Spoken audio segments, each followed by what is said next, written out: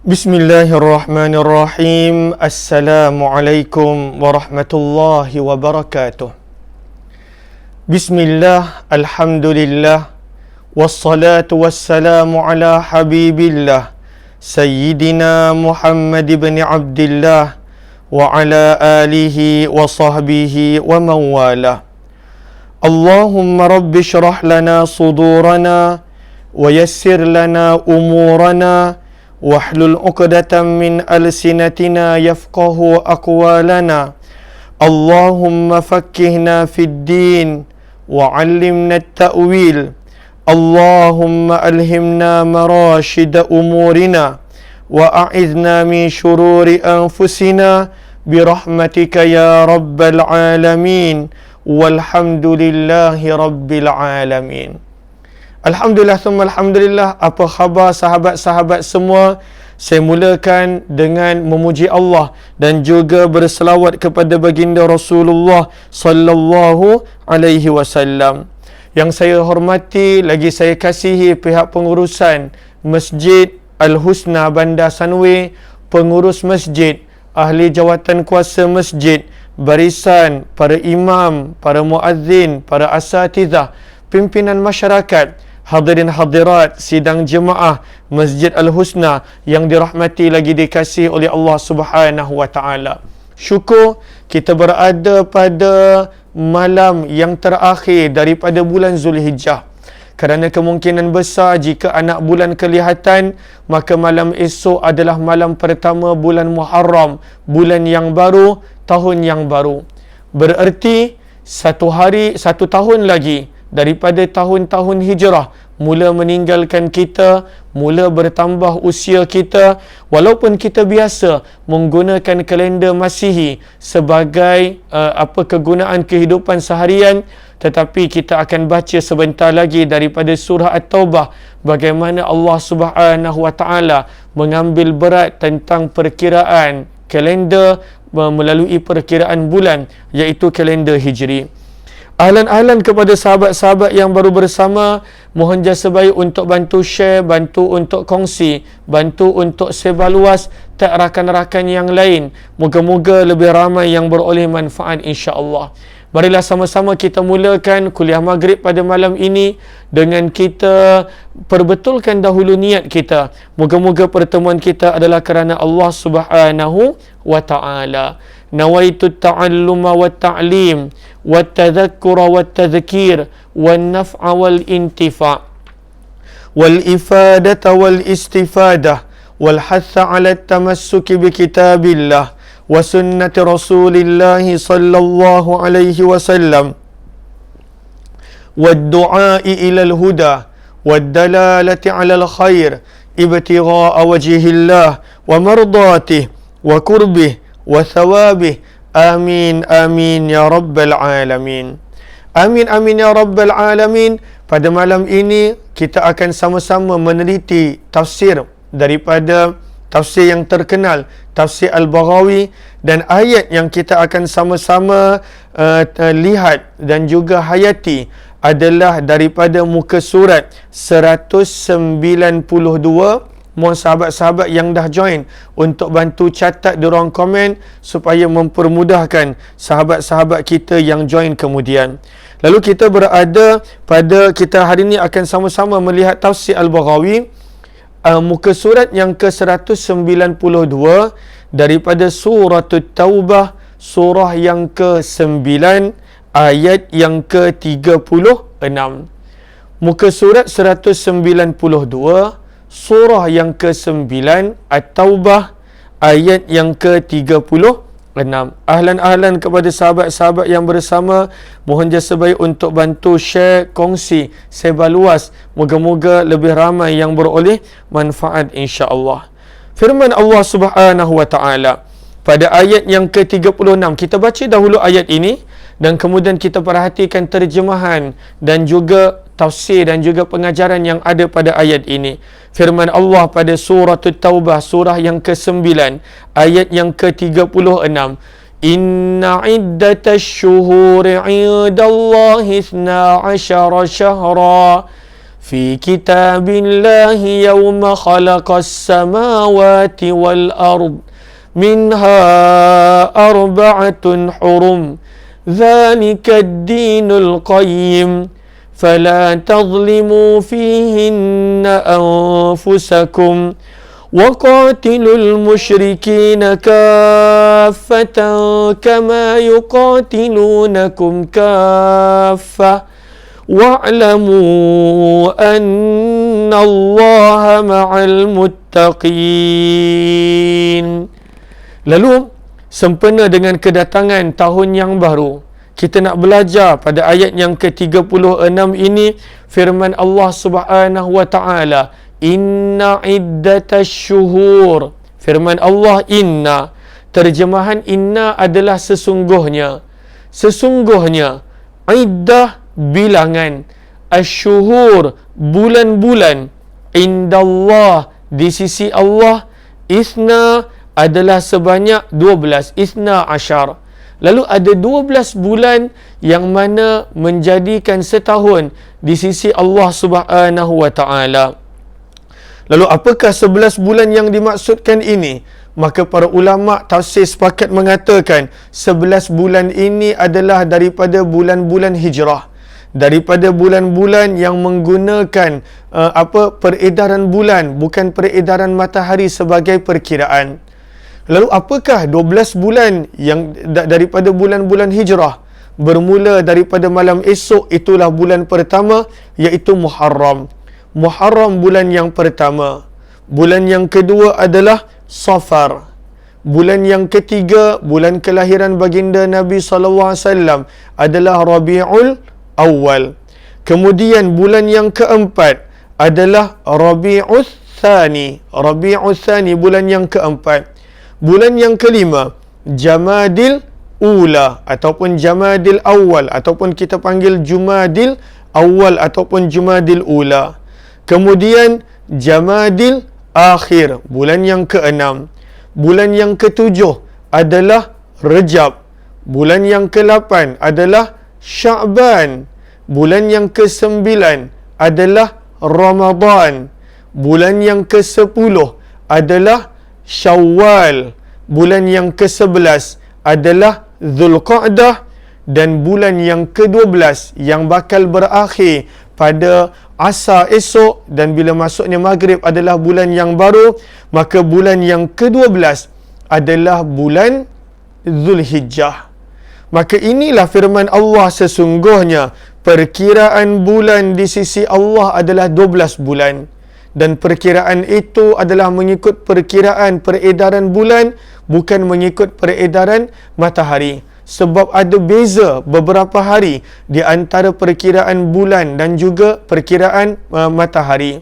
Maka kata ulama tafsir, yang pertama pada ayat ini kita nampak bagaimana Allah menceritakan tentang perkiraan bulan, nak menggambarkan pada waktu itu pentingnya perkiraan masa. Itu yang pertama. Maka masa adalah perkiraan yang penting, sebab antara nikmat yang paling berharga adalah masa. Masa yang kita ada takkan kembali. Masa yang kita miliki, ianya kalaulah berlalu takkan kembali. Sebab itu Islam mendidik kita supaya tidak mensia-siakan masa. Pada waktu itu tidak melakukan perkara yang tak berfaedah berkenaan tentang masa. Sabda Nabi SAW, min husni islamil mar'i, di antara keindahan Islamnya seseorang itu, tarkuhu ma la ya'ni, dia akan meninggalkan perkara yang sia-sia. Maka pentingnya masa, maka sehingga Allah Subhanahu wa taala sebutkan di sini tentang perkiraan masa daripada sudut perkiraan bulan. Yang kedua, yang kita belajar daripada ayat ini, bagaimana Al-Quran dan Allah mengiktiraf perkiraan kalender hijrah, perkiraan bulan yang datangnya daripada peredaran bulan. Peredaran bulan. Maka pada waktu itu Allah Subhanahu wa taala iktiraf. Maka sebab itu pentingnya untuk kita mengambil berat tentang perkiraan kalender hijrah kita, kerana itulah yang tepat dan itulah yang diguna pakai untuk amalan-amalan kita. Bila contohnya kita nak buat haji, maka kita menggunakan kalender hijrah, perkiraan bulan. Bila contohnya kita nak berpuasa Ramadan, kita menggunakan kalender hijrah. Bila pada waktu itu kita nak meraihkan Syawal, maka kita menggunakan kalender hijrah. Bila kita nak mencari 10 terakhir Ramadan, kita menggunakan kalender hijrah. Ketika mana Allahumma salli ala Sayyidina Muhammad, kita nak berpuasa pada hari-hari yang digalakkan berpuasa, sama ada hari Arafah ataupun 10 Muharram Ashura, ataupun pada waktu itu puasa putih dan sebagainya, kita menggunakan kalender hijrah. Maka sebab itulah dalam tafsir Al-Baghawi disebutkan di sini bahawa inilah perkiraan bulan, iaitu perkiraan dari menggunakan kalender-kalender hijrah tadi yang diambil kira oleh umat Islam pada urusan puasa mereka, haji mereka, raya mereka, bahkan pada segala urusan mereka. Lalu sebab itulah firman Allah Subhanahu wa taala, inna iddatash syuhuri indallah 12 syahra. Sesungguhnya perkiraan bulan di sisi Allah adalah sebanyak 12 bulan. Dan masyarakat Arab sebelum kedatangan Nabi, memang mereka pada waktu itu menggunakan bulan-bulan ini. Akan tetapi, kenapakah ayat ini turun? Kerana pada waktu itu masyarakat Arab, mereka suka dan pada waktu itu sengaja kadangkala mengubah-ubah bulan. Mereka sengaja dan pada waktu itu mereka mengubah-ubah bulan. Lalu contohnya pada waktu itu bulan Muharram, bulan yang mana diharamkan untuk berperang. Tapi mereka nak berperang, mereka ubah. Begitulah untuk ibadah-ibadah haji, mereka ubah. Sebab itulah firman Allah pada ayat berikut. Kita sekarang berada pada surah At-Taubah, surah yang ke-9, muka surat 192, ayat yang ke-36. Sebab itulah pada ayat yang ke-37, Allah pada waktu itu herdik perbuatan mereka yang pada waktu itu mengundur, mengubah-ubah masa. Firman Allah, innaman nasi'u ziyadatun fil kufur. Sesungguhnya perubahan ataupun pengunduran bulan haram hanya menambahkan kekufuran, kekafiran. Itu adalah sikap orang-orang Arab jahiliyah sebelum kedatangan Islam. Sebab itulah sebahagian para ulama ketika mana menyebut dalam sirah, kenapa ketika mana pembukaan kota Mekah telah berlaku pada tahun yang ke-8 Hijrah. Pada tahun yang ke-8 Hijrah, kota Mekah telah dibuka. Fathu Mekah telah berlaku.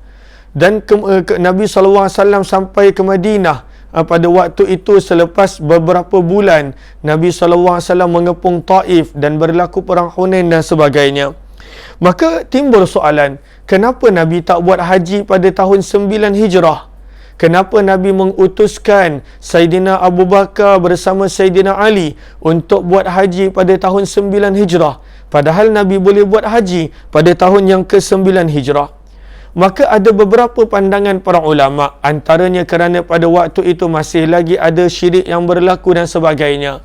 Tetapi antara sebab yang ada dalam catatan sirah adalah Nabi SAW tak buat haji walaupun selepas pembukaan kota Mekah pada tahun yang ke-9 Hijrah adalah kerana pada waktu itu tarikhnya adalah tidak pada waktu itu terlalu tepat.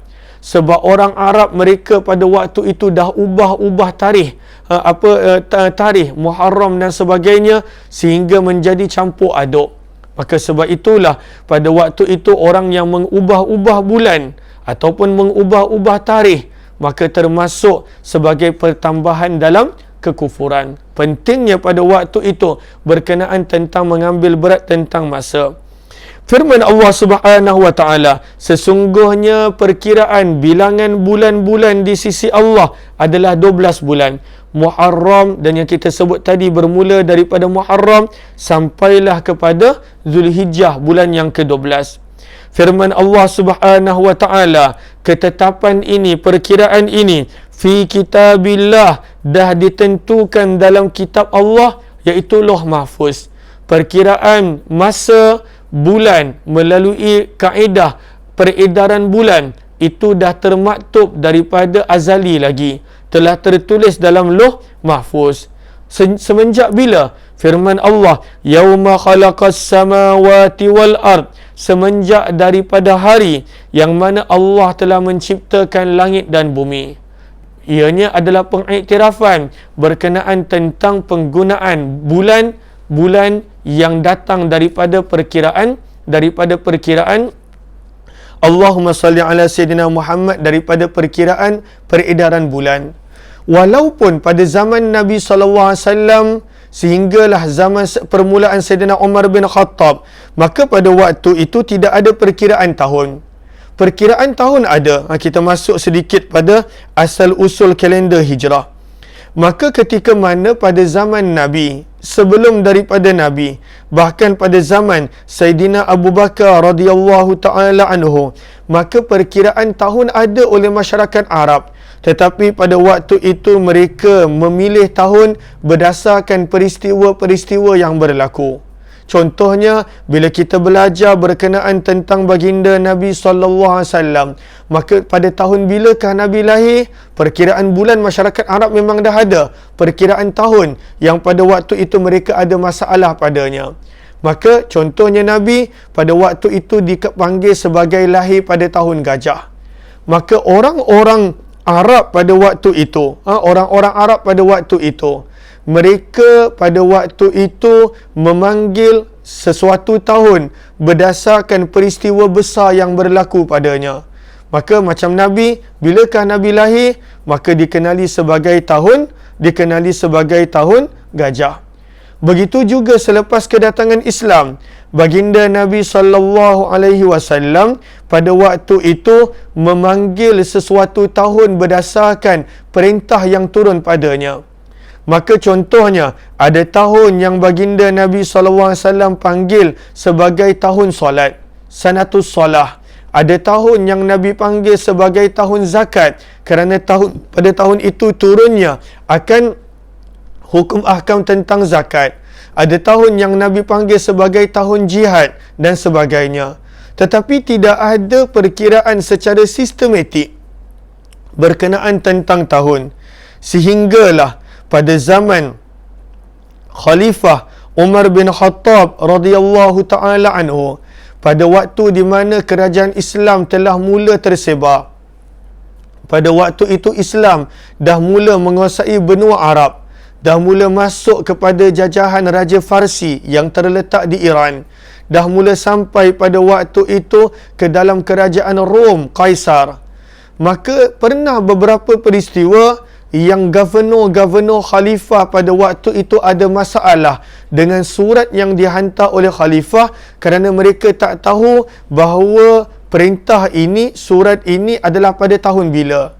Sebab pergerakan pada waktu itu pun ambil masa daripada Madinah nak sampai ke Iraq, nak sampai ke negeri-negeri yang jauh, nak sampai ke tempat-tempat yang jauh.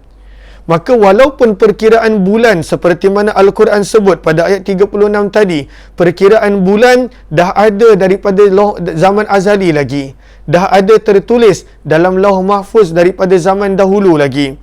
Namun perkiraan tahun pada waktu itu tidak ada. Nak menggunakan tahun apa? Maka berlakulah beberapa peristiwa di mana antaranya Abu Musa Al-Ash'ari, dia mula mengadu kepada khalifah tentang sukanya tidak ada perkiraan tahun. Dia tak tahu surat ni datang pada tahun bila. Perintah yang datang, contohnya nak kena buat sesuatu pada bulan Sya'ban. Sya'ban tahun bila? Tak ada disebut. Maka pada waktu itu Khalifah Umar bin Khattab telah kumpulkan pada sahabat baginda Nabi SAW dan juga penasihat-penasihat dia. Lalu bila Abu Musa Al-Ash'ari maklumkan kesukaran daripada tarikh ada, bulan ada, tetapi perkiraan tahun tak ada, maka Umar bin Khattab kumpulkan penasihat-penasihat dia. Umar bin Khattab kumpulkan sahabat-sahabat yang dekat dengan dia, dan pada waktu itu mereka bermusyawarat. Apakah tahun yang sesuai untuk kita jadikan sebagai perkiraan tahun? Peristiwa apa? Macam bila kita belajar tahun 2021 Masihi, merujuk Masihi itu kepada kelahiran Nabi Allah Isa alaihi salatu wassalam. Maka Umar bin Khattab dalam kitab Al-Biruni, maka dia kata pada zaman Khalifah Umar bin Khattab, ketika mana Abu Musa Al-Ash'ari yang merupakan gubernur Umar bin Khattab, pada waktu itu dia buat aduan, ada kesukaran bila terima arahan daripada khalifah, ada kesukaran bila terima surat daripada khalifah. Tak tahu tahun bila, sebab tak ada tahun, hanya ada tarikh dan juga bulan. Maka pada Abu Musa Al-Ash'ari adalah gubernur di Basrah. Maka pada waktu itu Umar bin Khattab pada waktu itu telah panggil penasihat-penasihat dia. Dan di sini kita belajar sikap Umar bin Khattab yang suka meraihkan pandangan orang lain, yang suka bermesyuarat, mendengar pandangan orang lain. Maka bila Umar bin Khattab dapat aduan daripada Abu Musa, ada masalah untuk gubernur-gubernur memahami titah daripada khalifah, nak memahami tugasan daripada khalifah ini, bila yang patut dilakukan. Maka Umar bin Khattab pada waktu itu merasakan tersangat-sangat penting untuk pada waktu itu membuat satu perkiraan tahun, ataupun dipanggil takwim, ataupun dipanggil kalender, supaya boleh digunakan oleh umat Islam sebagai rujukan pada kehidupan mereka. Maka pada waktu itu dikumpulkan penasihat-penasihat. Umar bin Khattab ada banyak penasihat. Penasihat yang muda seperti Abdullah bin Abbas pun ada. Abdullah bin Abbas usianya baru beberapa belas tahun bila menjadi penasihat kepada Khalifah Umar bin Khattab radhiyallahu anhu. Maka mulalah para sahabat berikan pandangan. Ada pandangan yang pertama mengatakan, apa kata kita mulakan perkiraan tahun kita, tahun yang pertama bermula daripada peristiwa besar, iaitu kelahiran Nabi. Kelahiran Nabi sallallahu alaihi wasallam. Maka tahun yang Nabi lahir dikira sebagai tahun yang pertama. Maka itu pandangan yang pertama. Kemudian Umar bin Khattab pada waktu itu minta lagi sahabat-sahabat, penasihat-penasihat yang lain pada waktu itu memberikan pandangan. Maka pandangan yang kedua, ada yang mengatakan, apa kata kita ambil tarikh Nabi SAW dilantik menjadi Rasul sebagai tahun yang pertama. Nabi dilantik menjadi Rasul sebagai tahun yang pertama. Maka ini pandangan kedua. Maksudnya bila Nabi dapat wahyu di Gua Hira atau di Jabal Nur, maka pada waktu itu dikira sebagai tahun yang pertama. Ini pandangan yang kedua. Kemudian ada lagi pandangan yang ketiga, iaitu kita ambil tarikh Nabi wafat sebagai tahun yang pertama. Kerana itu juga adalah peristiwa yang besar. Masyarakat Arab, mereka jadikan sesuatu tahun itu berdasarkan peristiwa besar yang berlaku. Sehinggalah pada waktu itu bangun dan memberikan pandangan Sayyidina Uthman dan juga Sayyidina Ali radhiyallahu anhuma. Sayyidina Uthman dan Sayyidina Ali pada waktu itu bangun dan mereka berikan pandangan kepada khalifah, wahai khalifah, apa kata kita jadikan peristiwa besar yang pada waktu itu mengubah dunia, yang pada waktu itu mengubah keadaan manusia, iaitu peristiwa hijrah sebagai tahun yang pertama. Bila Umar bin Khattab lihat keempat-empat pandangan, sama ada dijadikan tahun pertama perkiraan Islam daripada tahun Nabi lahir, ataupun Nabi diangkat menjadi Rasul, ataupun tahun kewafatan Nabi, dan yang keempat adalah tahun hijrah, maka Umar bin Khattab pada waktu itu bersetuju dengan pandangan daripada Sayyidina Uthman dan juga Sayyidina Ali bahawa hijrah adalah tarikh yang sangat penting. Hijrah pada waktu itu adalah tarikh yang sangat perlu diingat, kerana disitulah Nabi dan para sahabat meninggalkan kampung halaman mereka pada waktu itu mengutamakan agama, sehingga dengan berkat hijrah tadi Allah sebarkan Islam ke seluruh pelosok dunia. Maka sebab itulah dikenali sebagai tahun hijrah. Lalu bila kita kata kita dah masuk tahun 1443, bererti kita dengan Nabi SAW punya hijrah pada waktu ini dah berlalu 1442 tahun, masuk pada tahun 1443. Dan kalaulah kita nak tahu jarak kita dengan kewafatan Nabi, maka kita tambahkan 10 tahun. Sebab Nabi SAW selepas berhijrah, Nabi duduk di Madinah 10 tahun. Lalu jarak kita dengan kewafatan Nabi, Allahumma salli ala Sayyidina Muhammad, kita kurangkan 10 tahun, minta maaf. Lalu jarak kita dengan kewafatan Nabi adalah lebih kurang 1432 Hijrah. Sekarang ni 1442, nak masuk 1443. Maka pada waktu itu, jarak kita dengan Nabi, kita kurangkan 10 tahun untuk tahu kewafatan Nabi, masanya dengan kita. Daripada sudut kelahiran Nabi, kita tambahkan 53 tahun. Sebab waktu Nabi berhijrah, usia baginda Nabi SAW pada waktu itu adalah 53 tahun. Maka pada Allahumma salli ala Sayyidina Muhammad, kata para ulama sirah, pada hari Rabu, bilakah Umar bin Khattab isytiharkan penggunaan kalender hijrah? Sahabat-sahabat boleh catat. Maka kata para ulama sirah, ketika mana pada hari Rabu 20 Jamadil Akhir. Jamadil Akhir bulan yang keberapa? Tadi kita dah sebut Muharram bulan yang pertama, Safar bulan yang kedua, Rabiul Awal bulan kelahiran Nabi bulan yang ketiga, Rabiul Akhir bulan yang keempat, Jamadil ataupun Jumadil Awal ataupun Ula bulan yang kelima.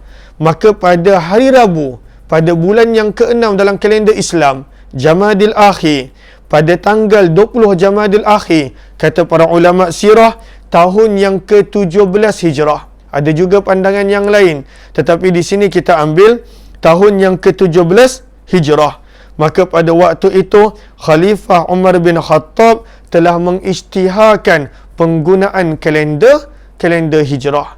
Maka bila pada 20 Jamadil Akhir dan pada tahun ke-17 Hijrah, pada hari Rabu, Umar bin Khattab pada waktu itu isytiharkan penggunaan kalender hijrah. Dan kenapa dimulakan daripada bulan Muharram? Itu pun pilihan Umar bin Khattab. Kerana Umar bin Khattab berpandangan, kerana sebelum Muharram adalah bulan haji, bulan Zulhijjah. Bila manusia pada waktu itu buat haji, maka dosanya digugur dan diampunkan oleh Allah seperti mana bayi yang baru lahir. Maka Umar bin Khattab ingin bila manusia itu dia masuk ke tahun baru hijrah, pada waktu itu dalam keadaan dia dah bertaubat, diampunkan dosa-dosanya. Maka sebab itulah daripada sini bermulanya perkiraan tahun kalender hijrah. Pada zaman Khalifah Umar bin Khattab, pada tahun yang ke-17 Hijrah, pada 20 Jamadil Akhir, pada pemerintahan Khalifah Umar bin Khattab radhiyallahu anhu. Kita baca balik firman Allah, inna iddatash syuhur, sesungguhnya perkiraan bulan, indallah, di sisi Allah, isna ashar, adalah 12 bulan. Fi kitabillah, yang mana perkiraan bulan sebanyak 12 ini dah tercatat di dalam Lauh Mahfuz. Kitabillah maksudnya adalah Lauh Mahfuz. Semenjak bilakah perkiraan bulan itu sebanyak 12 bulan daripada dalam Lauh Mahfuz? Firman Allah, semenjak daripada penciptaan langit dan bumi lagi. Di sisi Allah bulan tu ada 12. Tetapi bukanlah perkiraan bulan Masihi, namun perkiraan bulan Hijri. Kemudian firman Allah Subhanahu wa taala, minha, daripada 12 bulan ini, arba'ah, ada 4 bulan, hurum, yang dikenali sebagai bulan haram, maksudnya bulan mulia. Daripada 12 bulan firman Allah, ada 4 bulan haram, ada 4 bulan mulia. Haram di sini maksudnya adalah mulia.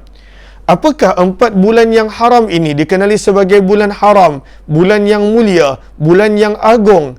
Maka pada waktu itu Nabi SAW terangkan dalam hadis, apakah bulan yang pada waktu itu bulan yang mulia? 4 bulan yang Allah sebut, minha, daripada 12 bulan ini, arba'ah, ada 4 bulan, hurum, yang haram, dalam kurungan haram di sini maksudnya mulia. Macam kita kata Masjidil Haram, masjid yang mulia. Haram juga memberi makna mulia. Maka apakah 4 bulan yang mulia ini? Maka firman Allah Subhanahu wa taala, apa sabda Nabi SAW menerangkan dalam hadis, 4 bulan yang mulia ini adalah 3 bulan yang berturut-turut. dan satu bulan yang berasingan. Apakah bulan yang berasingan? Itulah Rejab. Rejab adalah bulan haram, bulan yang mulia. Apakah 3 bulan yang berturut-turut? Maka Nabi SAW bersabda, Zulqa'dah, kemudian disusuli dengan Zulhijjah, dan disusuli dengan bulan Muharram yang bakal kita lalui. Maka firman Allah, inilah 4 bulan yang mulia. Rajab, Zulqa'dah, Zulhijjah dan juga Muharram. Kemudian firman Allah Subhanahu wa taala, "Dzalikad dinul qayyim." Firman Allah Subhanahu wa taala, itulah perkiraan yang tepat. Perkiraan yang tepat adalah perkiraan daripada bulan-bulan yang mengikut perkiraan peredaran bulan, bukan mengikut peredaran matahari. Inilah perkiraan yang tepat. Ad-dinul qayyim diterjemahkan sebagai perkiraan. Dalam tafsir Al-Baghawi diterjemahkan zalikad dinul qayyim ay al-hisabul mustaqim. Perkiraan yang tepat pada waktu itu adalah mengikut seperti mana yang Al-Quran sebutkan, perkiraan daripada sudut peredaran bulan. Kemudian Allah ingatkan pada 4 bulan yang haram ini yang kita sedang berada padanya. Firman Allah, "Fala tazlimu," maka janganlah kamu fihinna, di dalam keempat-empat bulan ini, menzalimi anfusakum, diri kamu sendiri. Jangan menzalimi diri kamu sendiri. Maka disebutkan di sini, maksud daripada fihinna, di dalam ini, maksudnya pada waktu itu adalah 4 bulan yang haram tadi. Pada 4 bulan yang haram ini, iaitu Rejab, Zulqa'dah, Zulhijjah dan juga Muharram. Firman Allah, janganlah pada waktu itu melakukan kezaliman pada diri sendiri. Apakah maksudnya? Salah seorang daripada ulama yang terkenal, Qatadah berkata, maksud daripada jangan menzalimi diri sendiri adalah kerana seperti mana pada bulan-bulan haram ini, yang 4 tadi, beramal salih padanya, pada waktu itu ganjaran dia besar, pahala besar. Buat amal salih pada keempat-empat bulan ini, maka pahalanya besar. Maka begitulah juga melakukan dosa, melakukan maksiat, melanggar perintah Allah, lebih besar dosanya berbanding dilakukan pada selain daripada 4 bulan ini. Sebab itu Allah tegaskan, "Fala tazlimu fihinna anfusakum," maka janganlah kamu menzalimi diri kamu pada bulan-bulan haram yang 4 ini. Dan di sinilah seperti mana kata Qatadah tadi, beramal pada bulan haram, pada waktu itu pahalanya besar, dan melakukan kezaliman padanya, dosanya pun adalah besar berbanding bulan-bulan yang lain.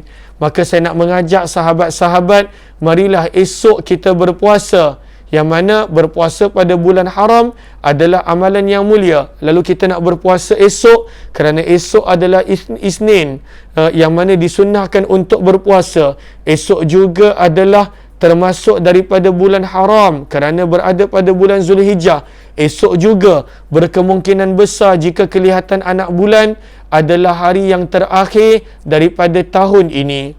Maka kita nak tinggalkan tahun ini dalam keadaan kita berpuasa. Lalu kita nak pada waktu itu kita puasa esok mudah-mudahan.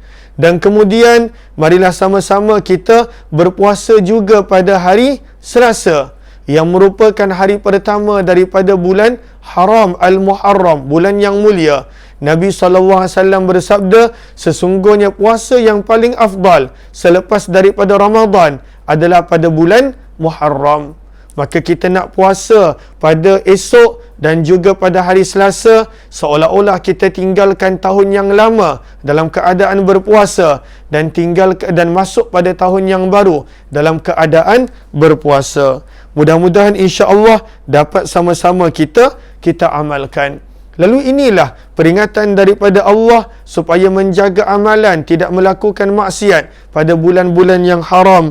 Moga-moga Allah menjadikan setiap daripada kita dapat mengamalkannya. Kemudian pada bulan Muharram juga nanti disunatkan puasa pada 10 Muharram dan juga sehari sebelum ataupun sehari selepasnya.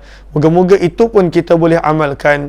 Mudah-mudahan bermanfaat pertemuan yang ringkas ini. Terima kasih kepada sahabat-sahabat yang bersama, kepada sahabat-sahabat yang baru join. Mohon jasa baik untuk bantu share, kongsi dan juga sebar luas. Wabillahi taufiq wal hidayah. Assalamualaikum warahmatullahi wabarakatuh. Terima kasih semua. Jazakumullahu khairan.